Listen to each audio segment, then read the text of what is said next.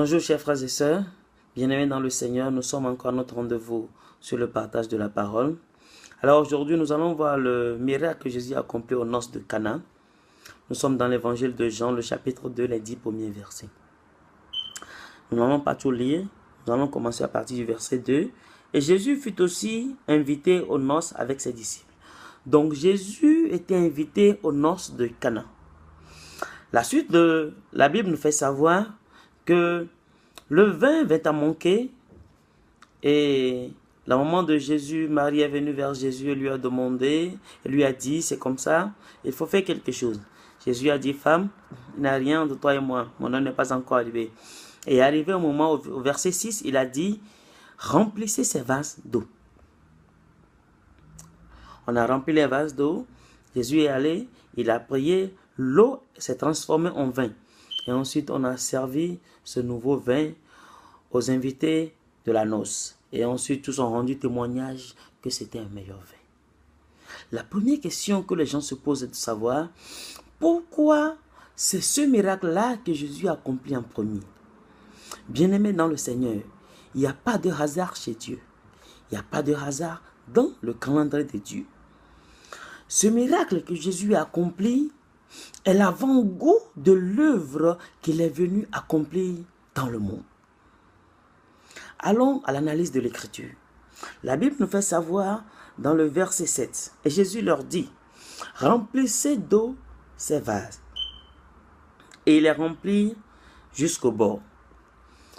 Lorsque nous allons à la création dans le livre de Genèse, le chiffre 6 est associé à l'homme. C'est-à-dire que l'homme a été créé le 6e jour par Dieu. Donc le chiffre 6 est associé à l'homme.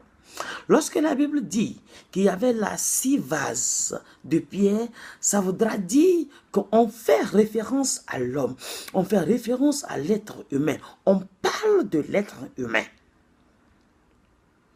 Jésus dit, remplissez ces vases. Pour nous qui avons grandi et qui ont eu des vases, lorsqu'on demande de remplir un vase, il faut d'abord nettoyer le vase. Enlever l'eau impropre, nettoyer le fond avant de remplir le vase à nouveau. Voici l'œuvre que Jésus est venu accomplir. La nouvelle naissance, l'œuvre rédemptrice de Jésus. C'est ça qu'il démontre par ce premier miracle. C'est pourquoi c'est ce premier miracle qu'il a accompli. Donc, comment nettoyer le vase? Qu'est-ce que ça a rapport avec l'homme? L'homme, c'est le vase. Lorsque nous venons à Christ, nous confessons le Seigneur et peu de temps après, nous avons le baptême. On est en train de nettoyer le vase. On est en train d'enlever l'eau impropre par les enseignements, par tout ce qu'on nous donne. Et le vase devient propre. Et maintenant, Jésus dit, remplissez le vase. C'est-à-dire que lorsque nous confessons Christ et que nous avons le baptême, Jésus nous remplit en même temps du Saint-Esprit. Nous sommes remplis du Saint-Esprit. Nous sommes remplis du Saint-Esprit. Bien remplis, remplis jusqu'au bord. Et maintenant, lorsque nous sommes remplis du Saint-Esprit, comme le vase, Jésus a transformé l'eau en vin. C'est-à-dire que lorsque le Saint-Esprit nous remplit, il faut maintenant que nous produisions les fruits du Saint-Esprit. Les fruits cités dans le livre de Galates, le chapitre 5, à partir du 22e verset, la paix, la joie, l'amour, la bénignité, la tempérance, la douceur. Lorsque nous produisons ces fruits, c'est comparable au vin nouveau qu'on a servi aux invités au cours de la noce de Cana. Est-ce que je me fais comprendre?